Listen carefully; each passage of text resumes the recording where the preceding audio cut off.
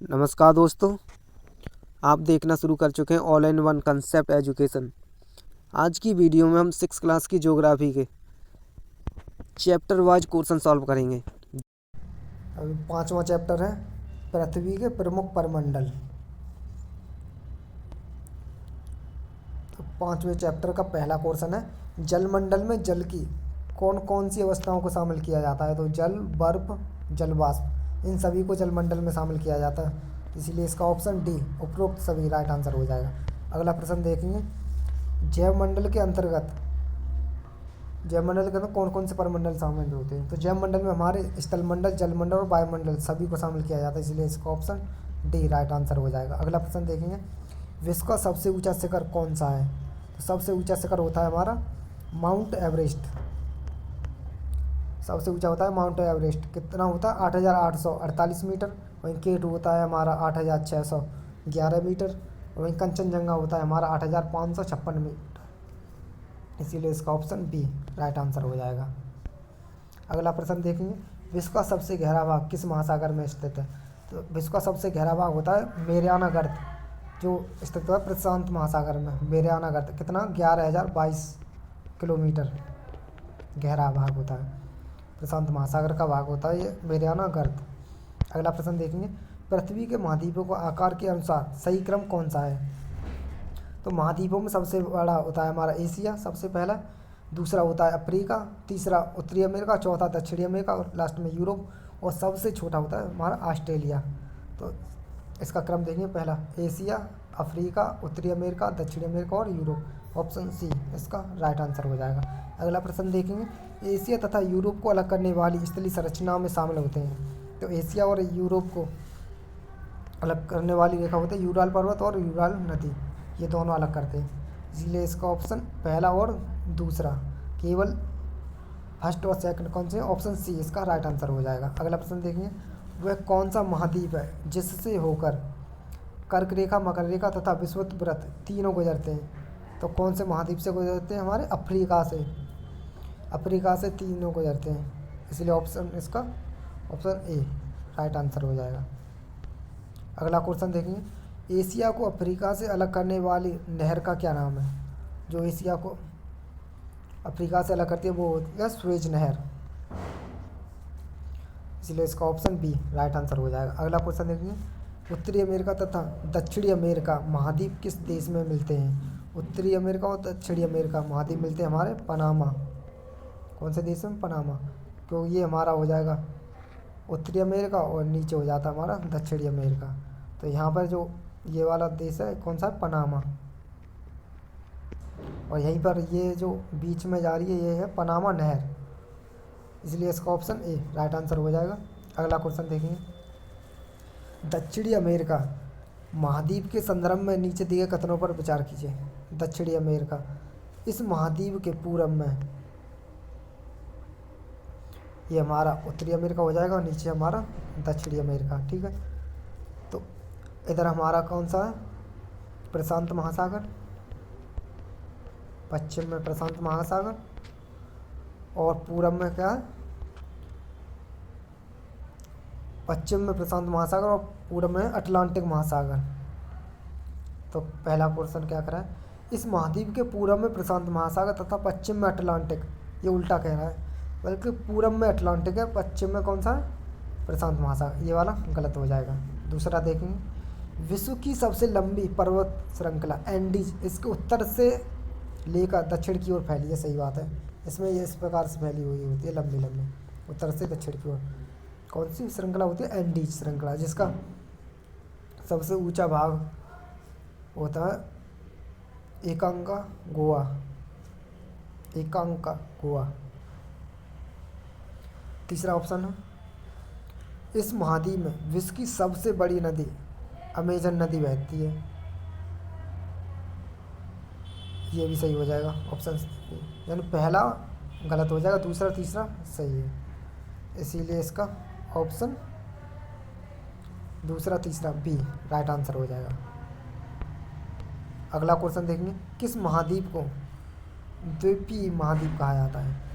तो द्वीपीय महाद्वीप किसे कहते हैं हम, ऑस्ट्रेलिया को। ऑप्शन डी इसका राइट आंसर हो जाएगा। अगला क्वेश्चन देखेंगे, अटलांटिक महाद्वीप के संदर्भ में नीचे दिए गए कथनों में कौन से सत्य हैं? इसका क्षेत्रफल, किसके बारे में? अटलांटिक सबसे नीचे जो बर्फ से हमेशा ढका हुआ रहता है। इसका क्षेत्रफल यूरोप तथा ऑस्ट्रेलिया के क्षेत्रफल से अधिक है, ये सही बात है। दूसरा, दक्षिणी ध्रुव इस महाद्वीप के पूर्वी किनारे पर स्थित है, ये गलत हो जाएगा, क्योंकि दक्षिणी ध्रुव तो दक्षिण में स्थित होगा ना, पूरब में थोड़ी ना होगा, इसीलिए ये गलत हो जाएगा दूसरा। तीसरा क्या है, यहाँ किसी भी प्रकार का स्थायी मानव निवास नहीं है, यह बिल्कुल राइट है, क्योंकि यहाँ पर 12 मासी यानी 12 महीना बर्फ़ से ढका हुआ रहता है, इसीलिए इसे सफ़ेद महाद्वीप भी कहते हैं। इसीलिए इसका ऑप्शन कौन सा है? पहला और तीसरा, ऑप्शन सी राइट आंसर हो जाएगा। अगला प्रश्न देखेंगे, आकार के आधार पर महासागरों का सही क्रम कौन सा है? तो सबसे बड़ा होता है हमारा प्रशांत महासागर, 1 नंबर हो जाएगा। दूसरे नंबर पर हो जाएगा हमारा अटलांटिक महासागर, तीसरे नंबर पर हिंद महासागर, चौथे नंबर पर हो जाएगा दक्षिणी महासागर, और 5वें नंबर पर हो जाएगा हमारा आर्कटिक महासागर। तो ये पहला तीसरा दूसरा चौथा पांचवा, ऑप्शन डी राइट आंसर हो जाएगा।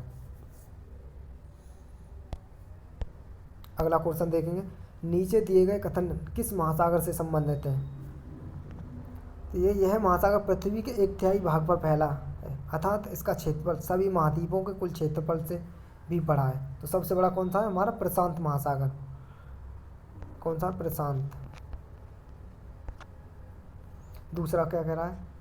यह अन्य महासागरों के अपेक्षा अधिक गहरा है।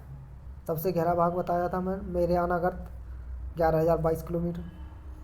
तीसरा, इस महासागर के एक ओर एशिया और दूसरी ओर ऑस्ट्रेलिया महाद्वीप है,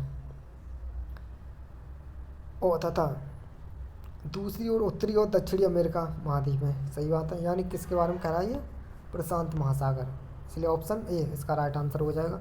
अगला क्वेश्चन देखेंगे, नीचे दिए गए कथन एवं कारणों पर विचार कीजिए।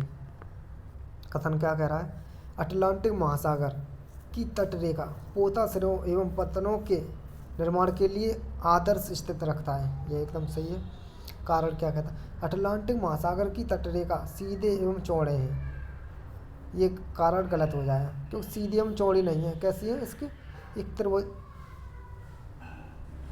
एक ऐसा आकार का है ये अटलांटिक महासागर। कैसा है? ऐसा आकार का, इस प्रकार का तटरेखा इसकी ऐसा आकार में है, इसीलिए कारण गलत हो जाएगा। इसके ऑप्शन सी इसका राइट आंसर हो जाएगा। कथन सही है एवं कारण गलत है, ये वाला ऑप्शन सी इसका राइट आंसर। अगला प्रश्न देखेंगे, व्यापार की दृष्टि से विश्व का सबसे व्यस्त महासागर कौन सा है? तो व्यापार की दृष्टि से सबसे व्यस्त महासागर होता है हमारा अटलांटिक महासागर, इसलिए इसका ऑप्शन डी राइट आंसर हो जाएगा। अगला क्वेश्चन देखेंगे, वायुमंडल में मध्यमंडल किन 2 मंडलों के बीच पाया जाता है? वायुमंडल, मध्यमंडल। तो मध्यमंडल सबसे पहला हमारा होता है क्षोभमंडल, ये होता है क्षोभमंडल। उसके बाद हमारा समताप मंडल, उसके बाद मध्यम मंडल, फिर आयन मंडल, और उसके बाद होता है वायुमंडल। तो ये वाला मध्यमंडल ये हो जाएगा हमारा आयन मंडल, और ये हो जाएगा समताप मंडल। आयन मंडल और समताप मंडल, यानी समताप मंडल और आयन मंडल के बीच में होता है, इसलिए ऑप्शन बी इसका राइट आंसर हो जाएगा। अगला प्रश्न देखिए, नीचे दिए गए कथनों पर विचार कीजिए। पहला है, वायुमंडल में उपस्थित नाइट्रोजन गैस सभी प्रकार की जीवधारियों में वृद्धि में सहायक होती है। सही बात है, क्योंकि सभी पेड़ पौधों के लिए नाइट्रोजन की आवश्यकता होती है। दूसरा, कार्बन डाइऑक्साइड पेड़ पौधों की वृद्धि में सहायक होती है, इसलिए ये भी सही हो जाएगा। इसलिए कथन दोनों सही हो जाएंगे, ऑप्शन सी इसका राइट आंसर हो जाएगा, पहला और दूसरा। चैप्टर खत्म हो गया। अगला चैप्टर देखेंगे। अगला चैप्टर है हमारा 6वां, पृथ्वी के स्तर रूप। इसका पहला क्वेश्चन देखेंगे, पृथ्वी के विभिन्न स्तर रूप उदाहरण पर्वत, घाटी, पठार एवं मैदानों का निर्माण किन प्रक्रियाओं के परिणाम स्वरूप हुआ है?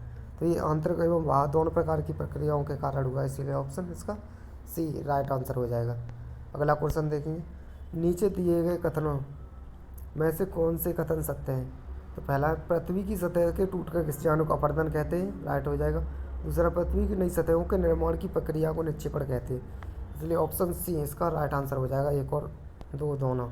अगला क्वेश्चन देखेंगे, विश्व की सबसे पुरानी वलित पर्वत श्रृंखला कौन सी है? तो सबसे पुरानी वलित पर्वत श्रृंखला होती है हमारी अरावली पर्वत श्रृंखला, इसीलिए इसका ऑप्शन ए राइट आंसर हो जाएगा। अगला क्वेश्चन देखेंगे, नीचे दिए गए कथनों पर विचार कीजिए।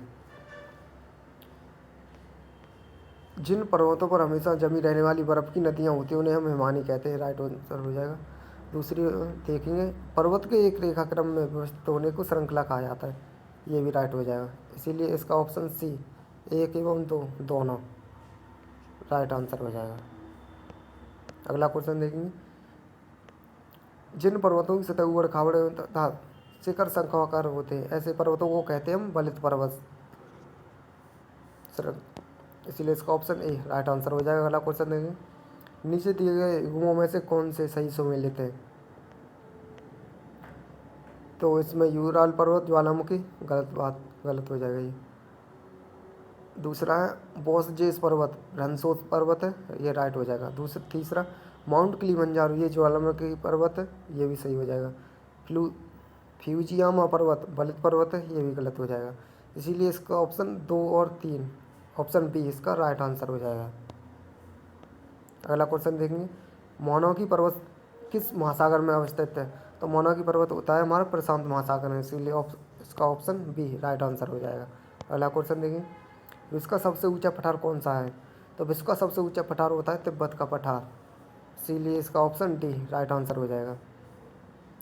अगला क्वेश्चन है, नीचे दिए गए जलप्रपातों में पठारी क्षेत्रों के जलप्रपातों को पहचानिए। तो पहला है रंडू जलप्रपात, दूसरा जोंग जलप्रपात, ये दोनों जलप्रपात पठारी क्षेत्रों के जलप्रपात हैं और ये इसीलिए इसका ऑप्शन पहला और दूसरा यानी ऑप्शन सी राइट आंसर हो जाएगा। अगला क्वेश्चन देखेंगे, मैदानों के संदर्भ में नीचे दिए गए कथनों पर विचार कीजिए। पहला, अधिकांश मैदान मुख्य नदियों तथा उसकी सहायक नदियों के कारण बने, सही बात है। दूसरा, मैदान विश्व में सबसे अधिक जनसंख्या वाले भाग होते हैं, ये भी बात सही है, क्योंकि मैदान उपजाऊ भूमि वाले होते हैं इसीलिए वहाँ पर अधिकतर लोग बस जाते हैं, इसीलिए इसका ऑप्शन पहला और दूसरा ऑप्शन सी राइट आंसर हो जाएगा। अगला क्वेश्चन देखेंगे, यांगसे नदी कहाँ बहती है? तो यांगसे नदी हमारी चीन में बहती है, इसके लिए इसका ऑप्शन ए राइट आंसर हो जाएगा।